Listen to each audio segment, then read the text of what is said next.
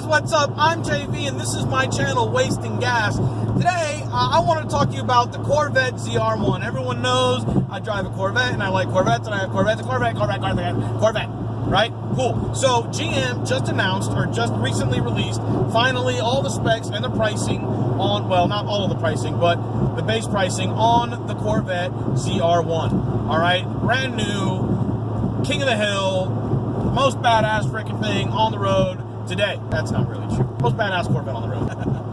So, for those of you that haven't seen, here's some pictures of it.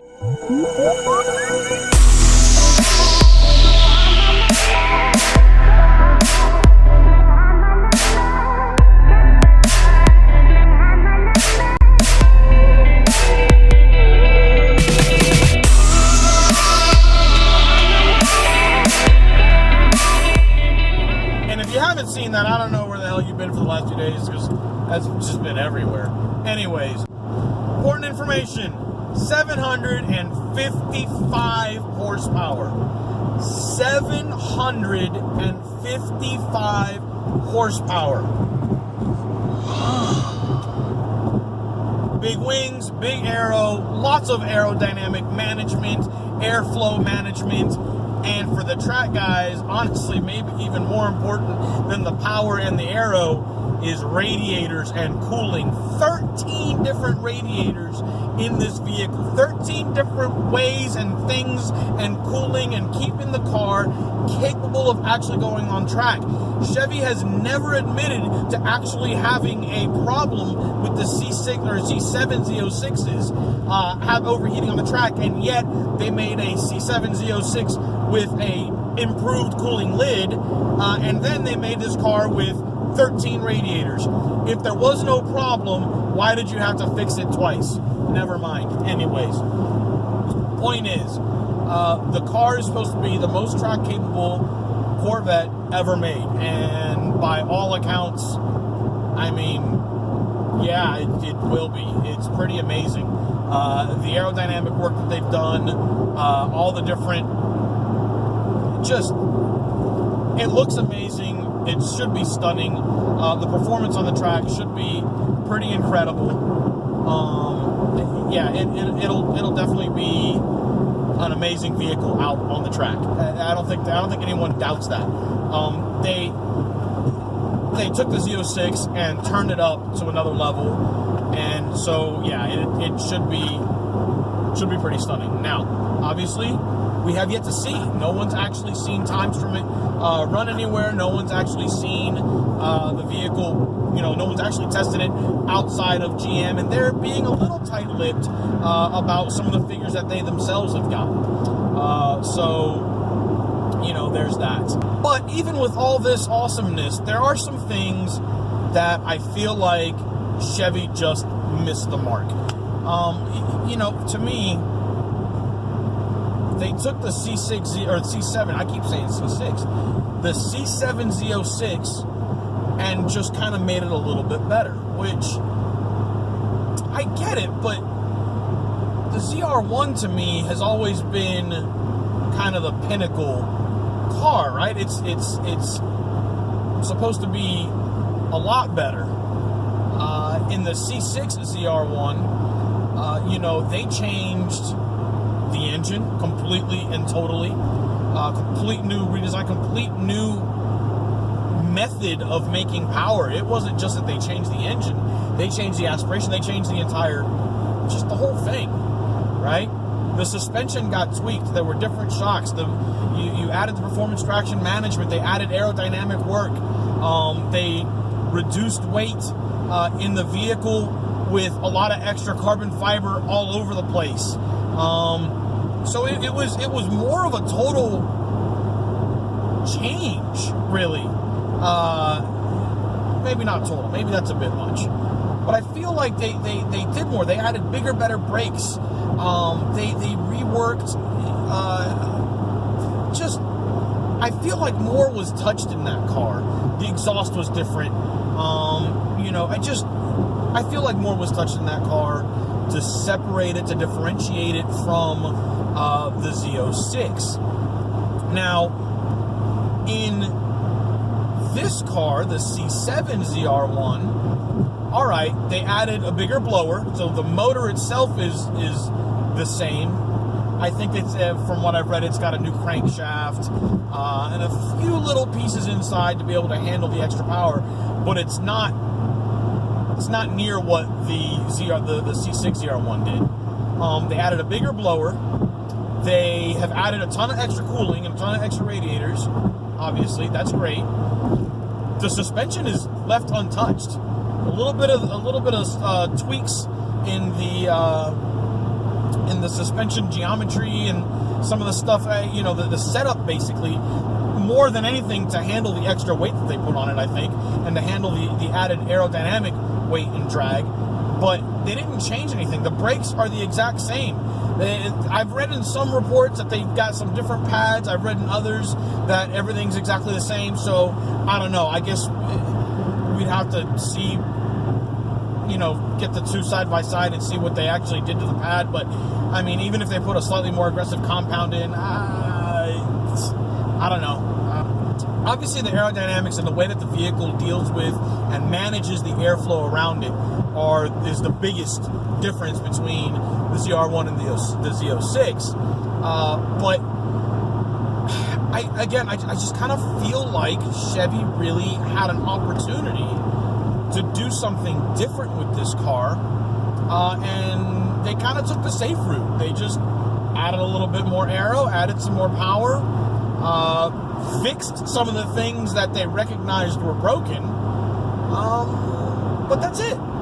That's really it.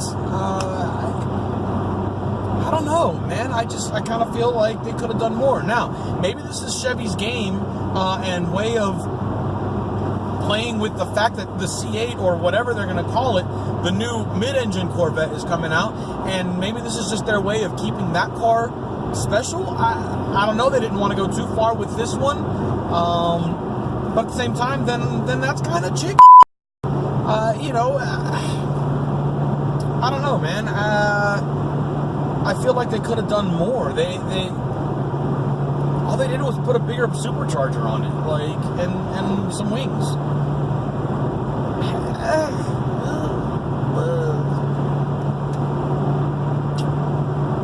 I don't know. But the new mid-engine Corvette is looking like it's going to be nuts. There have been some leaks of information, and who knows if they're purposeful leaks. They're out there, just trying to create some drama, but from some of the engine specs that are being leaked, and some of the things that have been floating around lately, I don't know about this mid-engine car. I think it's going to be amazing. I think it's going to be mind-blowing. But I think I don't know, they might be pricing themselves into a whole different category, and I don't know, I'm sure there'll be a market for it. I mean, for Christ's sake, Ford can come out with a $500,000+ car, and they're all bought up, and there's waiting lists, and there's whatevers, then maybe Chevy can do it too. But, yeah, I mean, I don't know, the ZR1 honestly was priced a lot lower than I thought it was going to be. Base price is $119,000. The ZTK, I think is what they call it, performance package that adds the big wing in the back and some different tuning to the suspension. I think I read it was only like $2,900. That's, grand scheme of things, that's nothing. That's not bad. So that car, to me, at 122,000, 123,000. Now, I saw somewhere else where there were some interior options that you can end up speccing it, another $10,000, $15,000 and higher on interior stuff. Okay, so now you're talking in 130s or so. But honestly, I thought that car would be in the 130s, 140s to begin with. Then again, I just talked this whole video about how they missed their marker. They didn't do more. Maybe that was on purpose. They didn't do more so they could keep it at a price that people could actually go out and buy. It's funny because I'm sitting here going, yeah, 120, holy hell, that's cheap for what the car's going to be able to do. And all I hear left and right is, oh my God, 120,000 for a Corvette? Well, that's not really unheard of. You could option the C6006 to pretty much around that price. You get the C6 ZR1 pretty close to that price. And this was years ago. So 120 nowadays for a car with 755 horsepower and what promises to probably be able to break a lot of track records and be out there and do some serious damage out there, man, that's not that bad. Let's be honest here, folks. It's not that bad. I don't know. Point is, 120 grand is something that is definitely doable. And the amount of car that you're getting for that, I mean, that car is competing with things like the 675 LT, probably not the 720S, but definitely, it'll definitely be faster, I'm sure, than the Huracan base. Performante, probably still going to be faster than it on the track, but I don't know, we'll see. We'll see what it does as far as competing with things like the ACR Viper and whatnot. You know, the ACR Viper was lacking a lot of power, but it's also a lot lighter weight. Also had a ton more downforce than what the ZR1 is looking like it's going to have. So, yeah, I don't know. That's going to be interesting when they finally start getting that car out on tracks and testing them. You know, we'll see what happens. You can bench race all day long, but until a competent driver gets behind the wheel and starts taking it around, doesn't much matter. So what are your thoughts, though? What do you guys think about the ZR1? I've heard a lot of people hate the looks. Some people love the looks. Obviously, that's subjective, right? It kind of is what it is at that point. Either you like it or you don't. There's no way to prove or disprove that. But anyways, yeah, what do you think about it? What do you think about his performance? What do you think about what Chevy did with it? Taj Jukter said that this was the best car that they knew how to build. I don't know if I quite believe that. I don't know if he was just saying that to keep sales going with the car while waiting for the new mid-engine car. You know, who knows, man? That's a level of marketing and whatnot that I don't even understand. I can't comprehend that stuff. That's way above me. But what are your thoughts? What do you think about the car? Would you own one? If you had the money, would you get one? If you don't have the money, was this something you would save for? Do you see this being a poster car on a teenager's wall? I think it definitely is going to be that. Anyways, leave the comments below. Make sure you hit that thumbs up button. Make sure you subscribe. Watch all my other content. I'll see you guys on the next video, all right? Peace.